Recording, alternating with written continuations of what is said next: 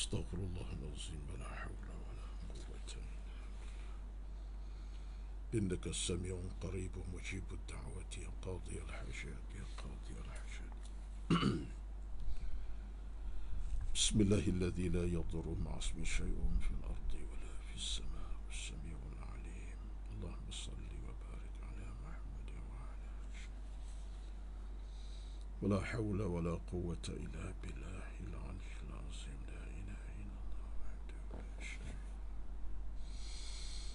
Allahumma salli wa barik ala Muhammad wa ala ali sayyidina.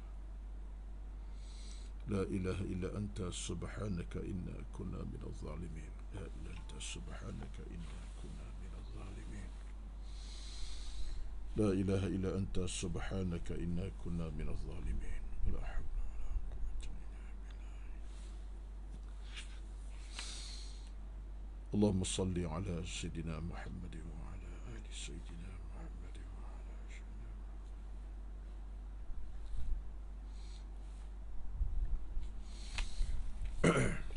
Astaghfirullahalazim. Astaghfirullahalazim. Bismillahilladzi la yadurru ma'asmihi syai'un fil ardi wa la fis sama' was-sami'ul 'alim. Bismillahilladzi la yadurru ma'asmihi syai'un fil ardi wa la fis sama' was-sami'ul. Assalamualaikum warahmatullahi wabarakatuh. Alhamdulillahil wahidil ahad al-fardis samad alladzi lam yalid wa lam yulad wa lam yakul lahu kufuwan ahad. Asyhadu an la ilaha illallah wahdahu la syarika lah wa asyhadu anna Muhammadan abduhu wa rasuluh. Rabbana 'alaika tawakkalna wa ilaika anabna wa ilaikal masir. Radina billahi rabban wa bil islami dinan wa Muhammadin sallallahu alaihi wasallam nabiyyan wa rasula. Bismillahilladzi la yadurru ma'asmihi syai'un fil ardi wa la fis sama' wa huwas sami'ul 'alim. Bismillahilladzi la yadurru ma'asmihi syai'un fil ardi wa la fis sama' wa huwas sami'ul 'alim. Bismillahilladzi la yadurru ma'asmihi syai'un fil ardi wa la fis sama' wa huwas sami'ul 'alim. Allahumma a'inna 'ala dzikrika wa syukrika wa husni 'ibadatik. Allahumma inna nas'aluka al-jannata wa na'udzubika minan nar. Allahumma ahsin 'aqibatana fil umuri kulliha wa ajirna min khizyid dunya wa 'adzabil akhirah. Allahumma rabbi yassir umurana wa la tu'assir 'alaina innaka antal 'alimul hakim. La ilaha illa anta subhanaka inni kuntu minadh zalimin. Allahumma rabbi shrah li sadri wa yassir li amri wahlul 'uqdatam min lisani yafqahu qawli ya rabbal alamin. Amma ba'd. A'udzu billahi minasy syaithanir rajim.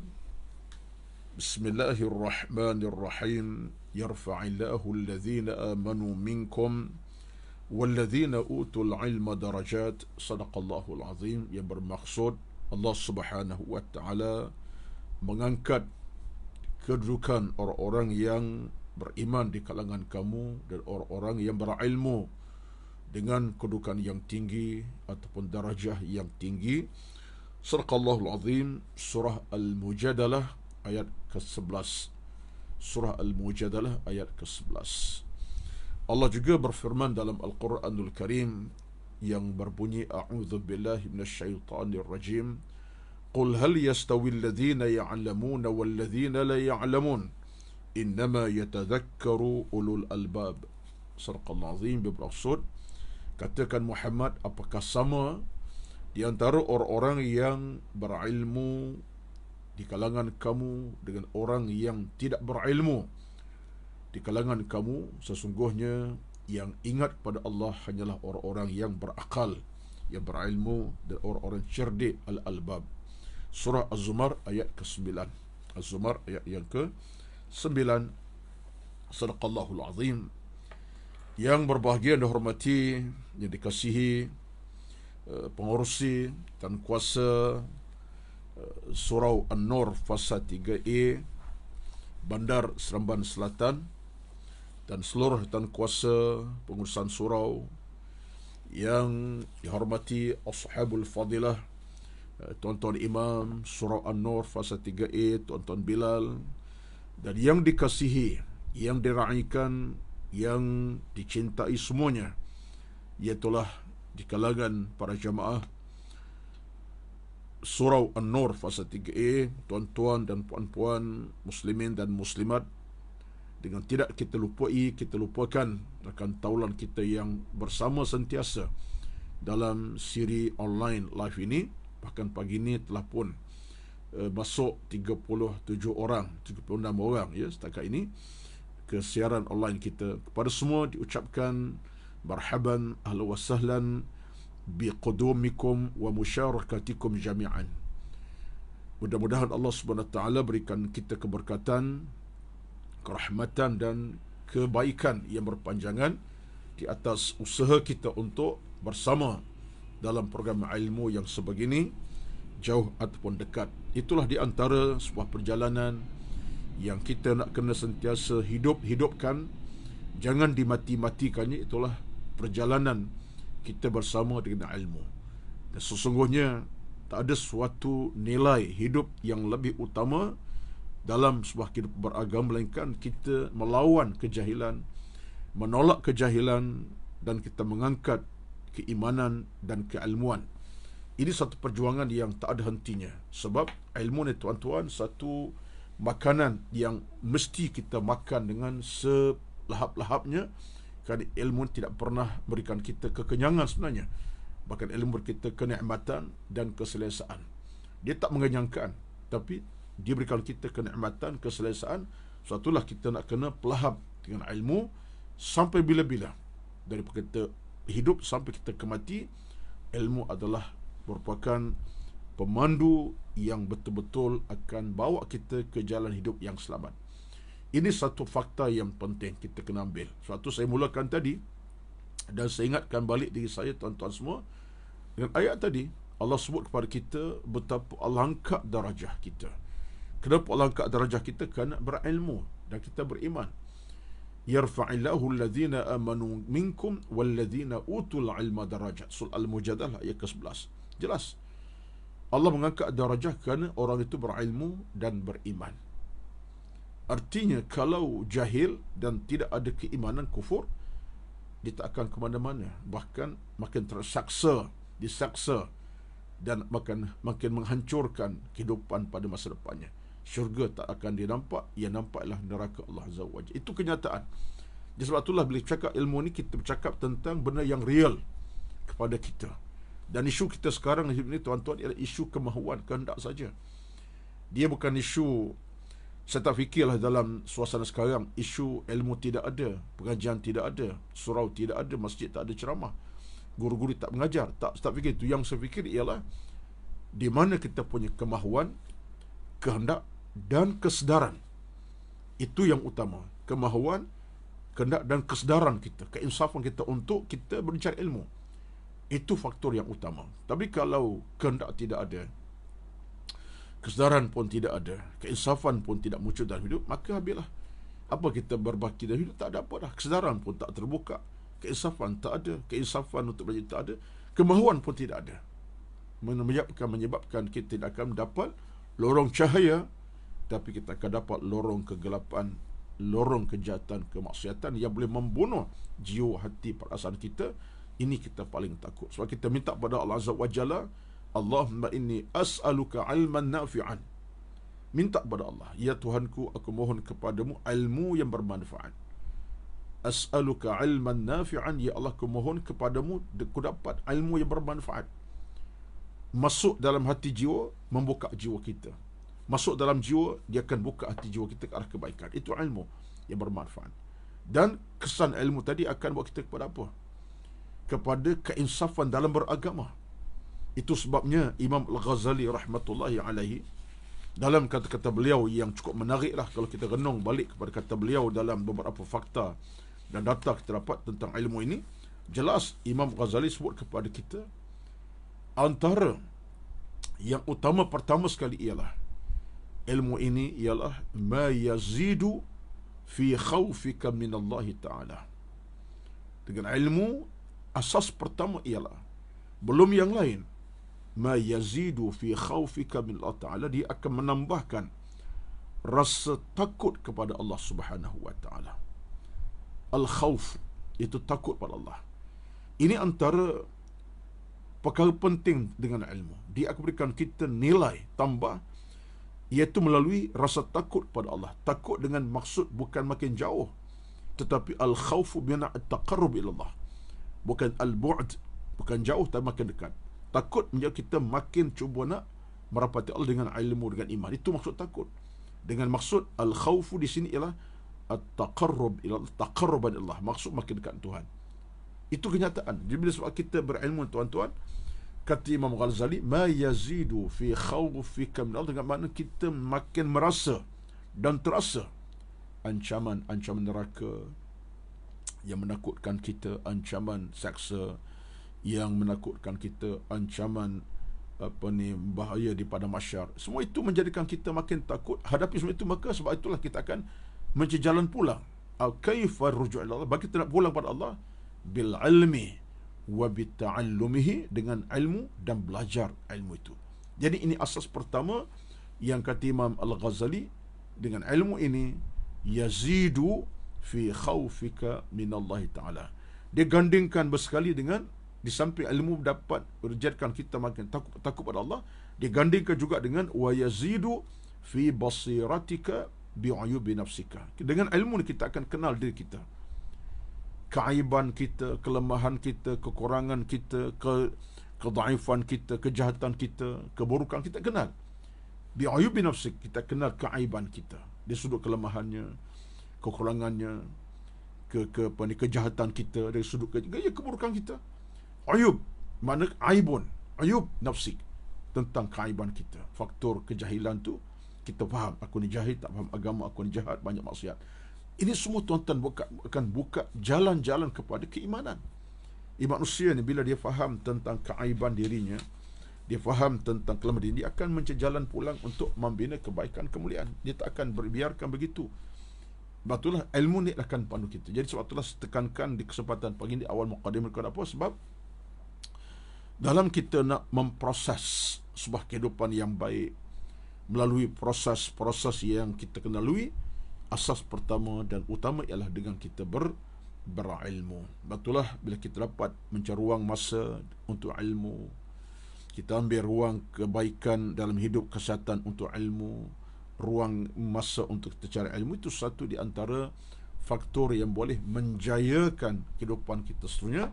Sebab kita nak jadi orang yang benar-benar Allah redai, bukan Allah murkai. Orang yang Allah cintai, bukan Allah Subhanahu wa Ta'ala marahi ataupun Allah tidak redha sampai. Itu pasti kita nak capai. Sebab itulah tuan-tuan, tertarik saya dengan kata-kata daripada Ka'ab al-Ahbar radhiyallahu anhu, seorang tokoh di kalangan sahabat Nabi sallallahu, panjang sejarahnya. Kata Ka'ab al-Ahbar radhiyallahu anhu, dia kata apa? Al-husun lil mu'minina thalathun. Benteng orang beriman ada 3, dia kata. Ini di antara apa yang saya pernah sebut dalam kuliah-kuliah sebelum ini pun. Kita ulang balik, tak ada masalah. Ini proses kita nak ingatkan, tazkirkan, untuk wasiatkan balik benda-benda kita patut tahu dan kita faham dan kita terus beramalkannya, dan kita letak sebagai asas utama dalam hidup kita. Kata Ka'ab al-Ahbar radhiyallahu anhu, dia kata orang mukmin ada 3 benteng utama yang menjaganya. Ini penting. Yang pertama ialah al-masjid, masjid. Yang kedua qiraatul Quran, baca Al-Quran. Ketiga zikrullah, zikir pada Allah dengan maksud ilmu. Di samping kita zikir secara bertasbih tahmid, kita juga bicara ilmu itu pun zikrullah juga, bicara ilmu dan menambahkan ilmu, dan itu zikrullah. Jadi kata al-Ahbar, ini 3 perkara menjadi husun, benteng utama kepada seorang yang beriman pada Allah Azza wa Jalla. Benteng dengan maksud dia akan pelihara kita daripada jatuh dalam gaung, dia akan jaga diri kita daripada jatuh ke dalam lubang yang membinasakan kita, dalam gaung yang boleh merosakkan. Itu benteng. Ada benteng yang membentengi gap kita dengan keburukan. 3, pertama, al-masjid, iaitu masjid. Pasti betullah masjid lambang utama yang boleh membawa kita kepada 1001 kebaikan, kemuliaan beragama. Hati kita bercahaya kerana masjid, jiwa kita makin tenang kerana masjid, hati kita makin dapat kebaikan kerana masjid, dan ilmu makin banyak kerana masjid. Hadir dan solat masjid berjemaah contohnya, dan mengaji. Kemudian keduanya ialah dengan kita baca Quran. Itu jelas. Kerana cahaya daripada Al-Quran itu benar-benar mencahayakan kehidupan kita. Pahalanya satu hal, melalui Al-Quran dia akan tenangkan jiwa kita yang mungkin dalam ketenangannya tidak ada kesakitan, sebab jiwa akan tenang bila kita membaca Al-Quranul Karim. Pahala pun kita akan dapat pasti, keredaan capai. Kemudian ketiganya ialah zikrullah. Termasuklah baca ilmu ini dianggap sebagai hilaqul zikri, iaitu program ilmu, jalan kita untuk dapat kebaikan dengan cara kita duduk kepada ilmu, kita zikir kepada Allah Azza wa Jalla, tasbih, subah kepada Allah, bertakbir, berta'awudz daripada syaitan durjana, daripada kita beristighfar. Semua ini merupakan, kata Ka'b al-Ahbar, merupakan husun, benteng-benteng yang boleh membentengi kehidupan kita. Baik tuan-tuan dirahmati sekalian, apa yang saya tekankan pada pagi ini dalam kesempatan kuliah subuh yang kita online kan, ialah untuk kita mengajak diri kita masing-masing. Yang bercakap ni paling utama sekali untuk mengajak diri sendiri, supaya kita berada dalam keadaan benar-benar kita sedang mencahayakan laluan hidup kita dengan cahaya yang boleh melorongkan kita ke syurga Allah Subhanahu wa taala. Dia diibaratkan hidup kita macam highway kita lalui. Macam highway kita lalui, kita berjalan dalam keadaan kita berdrive kenderaan dengan berhemah-hemah, berhati-hati.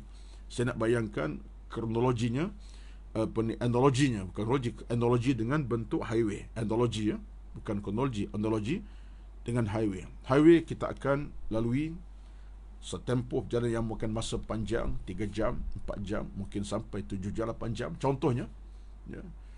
Dan kita berjalan dalam keadaan kenderaan kita tip-top, lengkap, sempurna, servisnya dengan alignment, dengan balancing, dengan jajarannya kita sempurnakan dengan lengkap kenderaan tadi. Tayarnya pun tayar berbunga, wiper yang terbaik, yang terkini, jangan wiper yang dah rosak contohnya. Dengan kereta pula dibalancingkan tayar, macam-macam lah. Dan kita pula pemandunya walafiat sihatnya, tak boleh memandu tengah demam, tengah migraine, pening kepala, tak boleh. Mesti sihat walafiat, fizikal sihat, mata pun terang benderang, otak pun jelas clear, tak ada masalah kerumitan dalam berfikir, ya. Jadi kita kesihatan yang baik. Enjin pun selesai, minyak pun cukup lengkap. Minyak kenderaan jangan sekadarnya. Lalui highway, mungkin perjalanan kita sesak di jalanan ataupun tak jumpa minyak, masalah. Penuhkan tangki minyak, full tank mesti.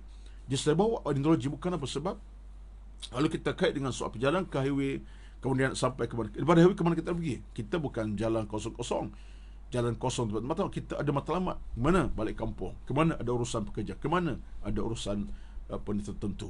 Perjalanan 4 jam 5 jam, mesti nak pergi balik semula, dan kita pergi akan balik semula. Ya, kita akan pergi dan kembali ke rumah kita kemudian. Jadi analogi tuan-tuan betul-betul berkait dengan kita dan kehidupan kita. Ini saya bawa cerita bagi sebagai satu bentuk yang kita nak fikir ke arah kita nak, ke mana kita nak buat hidup ini. Baik, kalau analogi kita macam tu kenderaannya, itulah kita sebenarnya. Kita macam itulah perjalanan kita menuju kepada Allah Subhanahu wa taala. Jauh, memang jauh, bukan dekat. Perjalanan kita perjalanan yang jauh tuan-tuan, perjalanan yang bukan satu jalan yang hanya sekitar 1 kilometer. Puluhan tahun, mungkin sampai 100 tahun kita perjalanan kita. Nak ke mana tu? Untuk kembali kepada Allah Subhanahu wa taala. Dan kita berjalan keadaan kita kena ada kelengkapan. Kenderaan tadi mesti diisi minyaknya, servisnya, balancing tayarnya. Kita boleh kurang sama keadaannya, kita kena balancingkan iman kita, jajarkan taqwa kita kepada Allah Azza wa Jalla, isi dengan ilmu yang bermanfaat, manfaatkan masa hidup dengan sebaik-baiknya. Betul dalam Al-Quran sebut kepada kita apa? likulli ajalin kitabun. Dalam satu ayat dalam surah Ar-Ra'd 38, Allah sebut kepada kita apa dia? Likulli ajalin kitabun. Kata Allah Azza wa Jalla, bagi setiap tempoh ada waktunya yang telah ditentukan hukumnya di Allah Subhanahu wa taala. Perjalanan kita panjang. Tak bila sampai masa, kita kena sampai tahap yang kita sampai. Batulah kita akan mati. Akan mati bertemu Allah Subhanahu wa taala. Baik. Dalam hal ini, apa yang saya nak kaitkan ialah bila begitu kita faham tentang kehidupan kita macam kita berjalan di highway tadi, persiapan, maka tuan-tuan, itulah titik utama dalam pemikiran kita sebagai mukmin sebenarnya. Cara berfikir kita kena jelas dan kena clear. Wadah bikulli waduhin. Jelas dan clear. Kata Imam Al-Ghazali rahmatullah, jangan ada ghumud. Ghumud mana ada kerumitan. Ghumudun. Jangan ada kerumitan dalam kita berfikir dan kita berakal. So kita ada, bila ada kerumitan berfikir, rosak cara berfikir, rosaklah kita. Batulah manusia hilang punca kerana akal dah rosak. Dia tak faham antara dosa dan pahala. Dia tak faham tentang soal syurga neraka. Kita faham tentang soal redha rahmat Allah dan kemurkaan Allah. Kenapa? Ini dah rosak. Bila ini dah rosak, timbul pelbagai kerumitan, rumut dalam hidupnya. Kita nak jaga, sebab tu dalam kita nak proses hidup ini, kejelasan kena ada. Kejelasan dan maksud apa? Kejelasan maksud kita kena faham dalam bentuk akal yang jelas.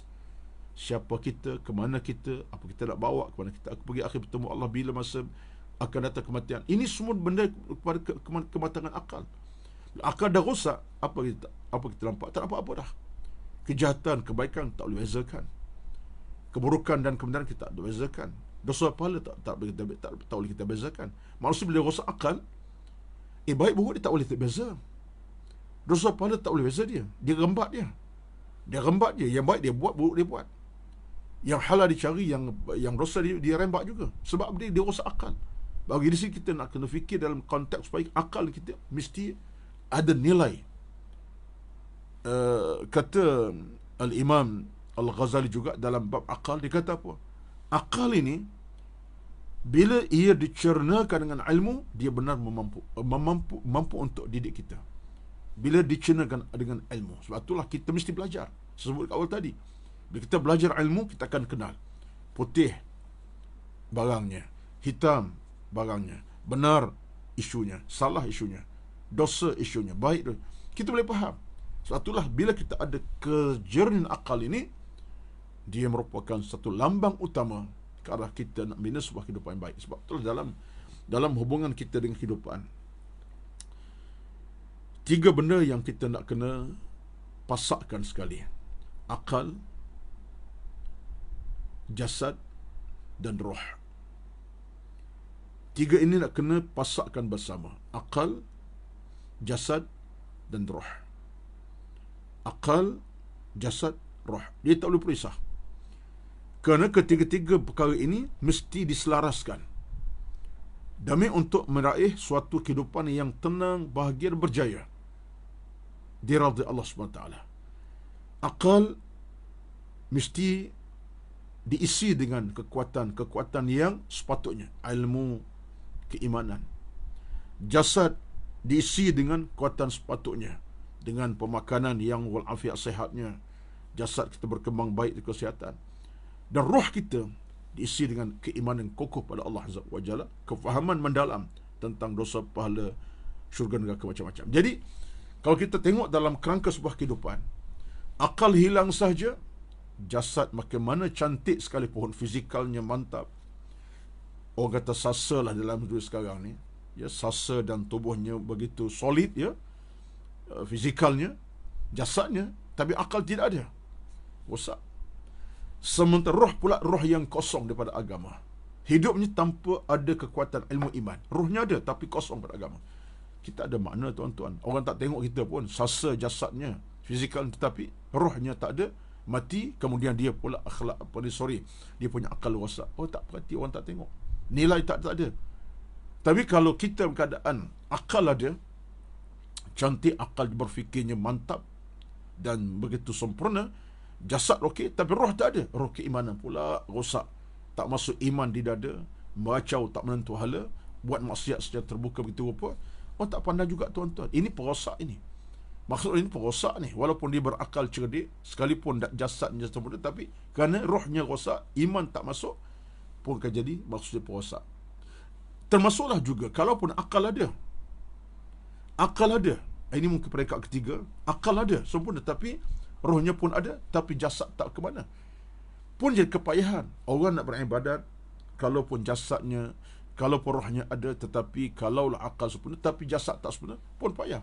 Jadi ketiga-tiga ini perlu kita selaraskannya, selarikannya, dan kita bangunkannya. Suatu neraca agama ni penting. Akal mesti diisi dengan ilmu. Jasad diisi dengan makanan yang halal, tayyiban, halal tayyiban. Roh diisi dengan keimanan yang kukuh dan padu. Apa natijah tuan-tuan? Natijahnya adalah melahirkan insan yang ada nilai si Allah Subhanahu wa taala, yang akan dipandang oleh Allah. Allah akan pandang dengan pandangan cinta sayang kasih. Allah akan pandang pandangan cinta sayang kasih, dan akhirnya orang macam inilah yang akan beroleh apa disebut sebagai redha rahmat daripada Allah Subhanahu wa taala. Dan kesan daripada kekuatan akalnya, roh dan jasadnya sempurna lengkap, itulah dikatakan manusia yang lengkap, sempurna. Manusia yang orang kata tamam fi aqlihi wa fi jasadihi wa fi ruhi wa imanih. Sempurna dalam kejadian akalnya, jasadnya, dan juga roh ataupun keimanannya. Tamam sebenarnya orang macam tuan-tuan satu faktor yang penting, sehingga Allah sebut dalam Al-Quranul Karim sebagai contoh yang jelas. Allah SWT mengangkat orang macam ni dengan suatu ingatan kepada kita.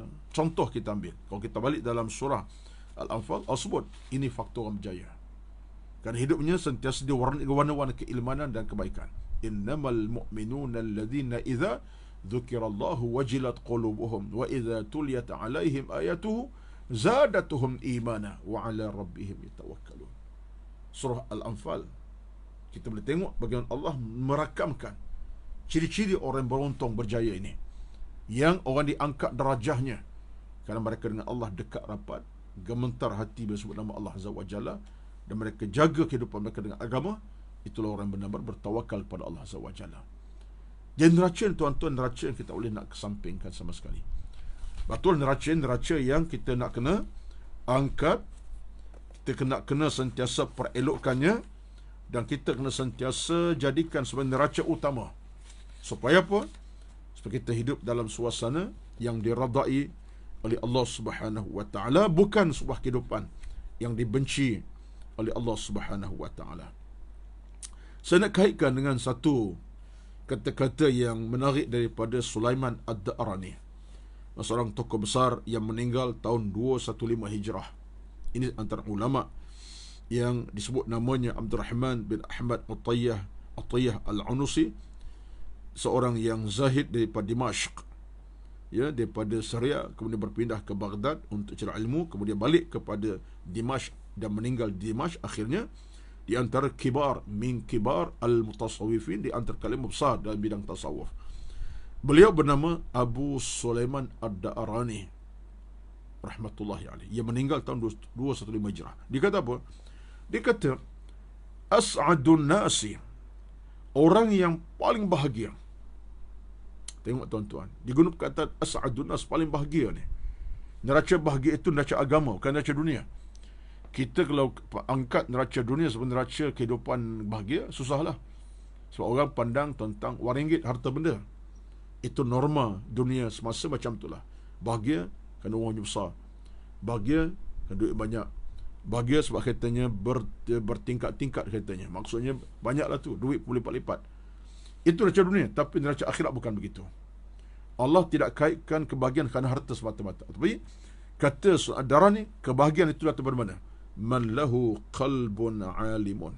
Tengok tuan-tuan, hatinya ada kealiman, hatinya ada ilmu, hatinya faham.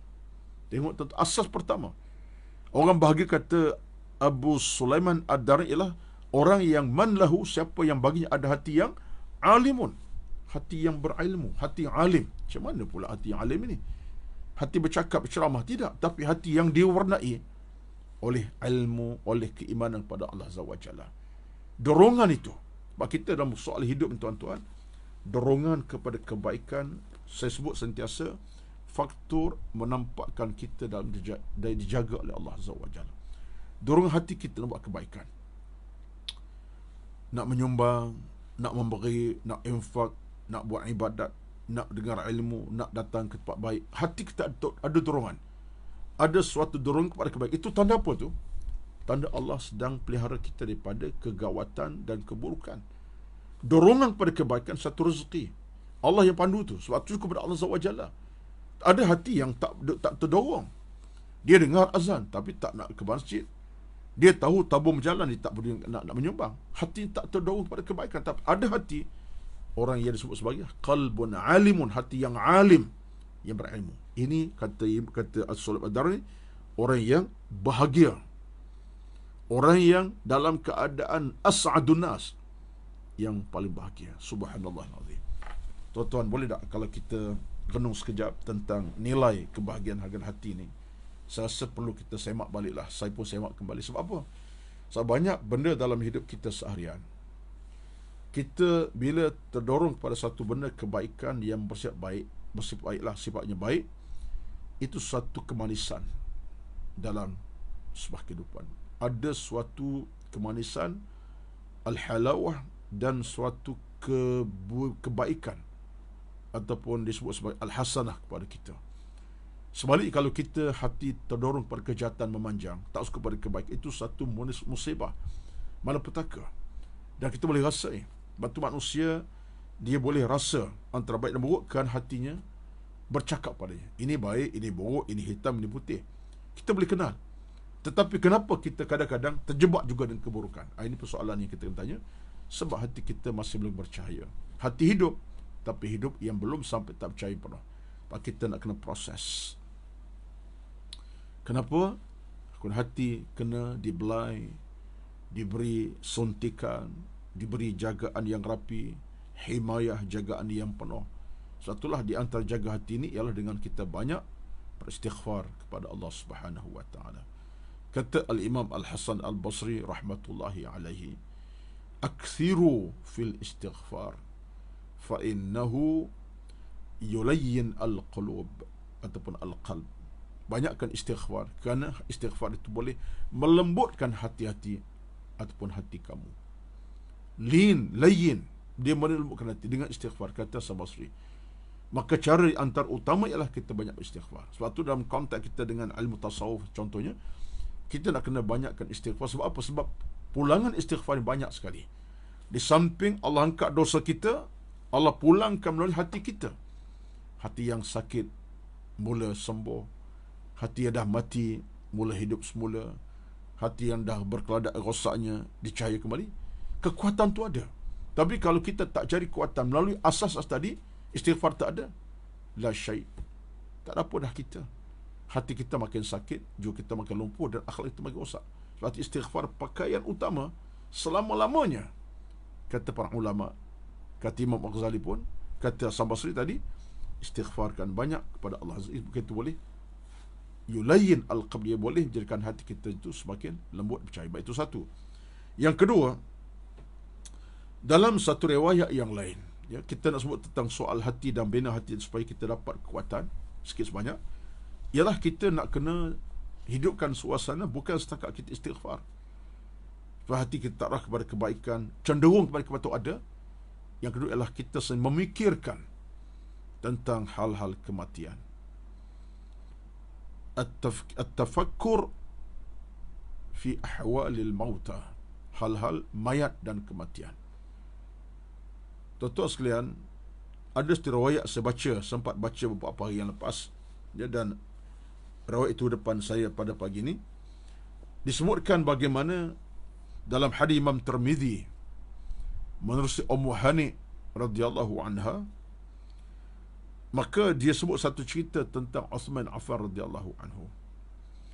Dibawa cerita tentang Uthman bin Affan radhiyallahu anhu, yang disebut riwayatnya, kana Uthmanu idza waqafa ala qabrin baka hatta yabulla lihyatahu faqila lahu tudhkaru al-jannatu wan-naru fala tabki wa tabki min hadha faqal inna Rasulullah sallallahu qala innal qabra awwalu manzilin min manazil akhirati fa in naja minhu fama ba'du aysar wa illam yanju minhu fama ba'dahu ashaddu minhu qala wa qala sallam ma ra'aitu manzaran qattun illa al-qabru afdha'u minhu.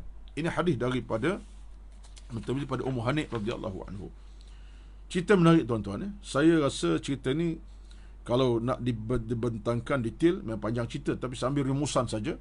Di mana satu ketika katanya diriwayatkan oleh Ummu Hani, Uthman bin Affan pergi tepi kubur. Waqafa ala qabrin wa baka. Dia pergi tepi kubur, dia menangis. Sehingga tangisannya sampai tahap mana? Hatta yabulla lihyatahu. Sehingga air matanya membasahi dia punya janggutnya. Janggutnya basahkan air mata yang tumpah itu, tandanya menangis sungguhlah tu dengan penuh keinsafan. Dikata kepada faqila lahu, dikata kepadanya, tudhkarul jannatu wan nar fala tabki wa tabki min hadha. Dikata kepadanya, syurga neraka disebut, tapi tuan tidak menangis sebab tuan menangis apabila mengingat kubur ini. Jadi kata kepada Uthman, ada orang kata kepada Uthman, wahai Uthman, sebut neraka syurga kamu tak menangis.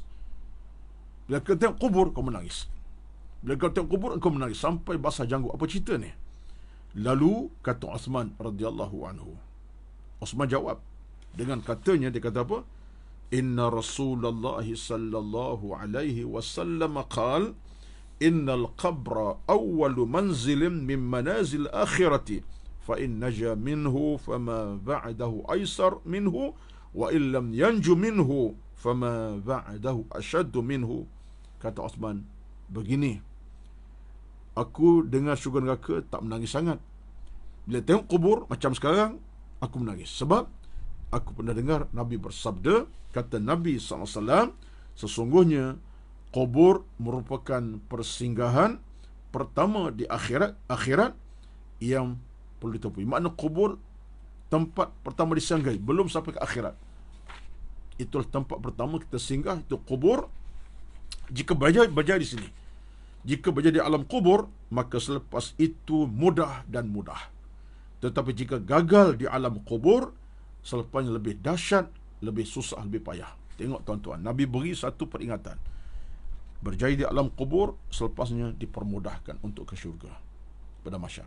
Tapi kalau dalam kubur ada kepayahan menanti, kesusahan menanti, susah sangat-sangat, berjalan kemudian lebih susah lagi untuk sampai kepada mahsyar nanti. Allahu Akbar.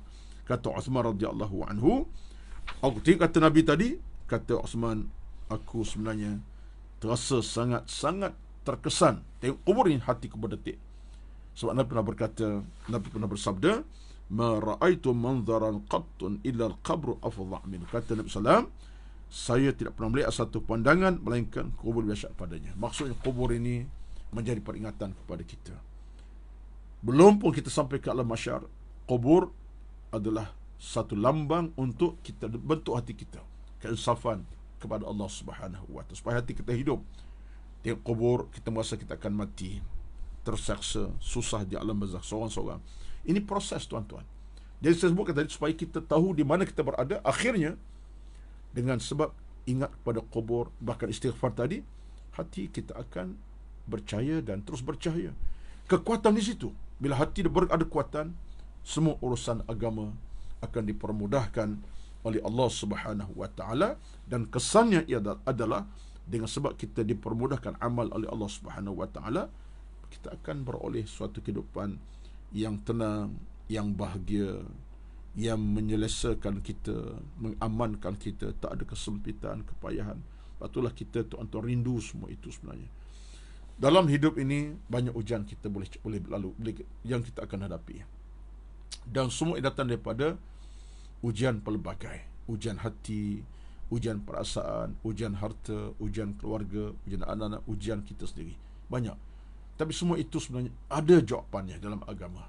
Iaitu bila hati kita bersih, kita cukup persiapan yang rapi dalam hidup kita, macam highway tadi, kita akan sampai ke destinasi dengan selamat. Destinasi kita ke mana?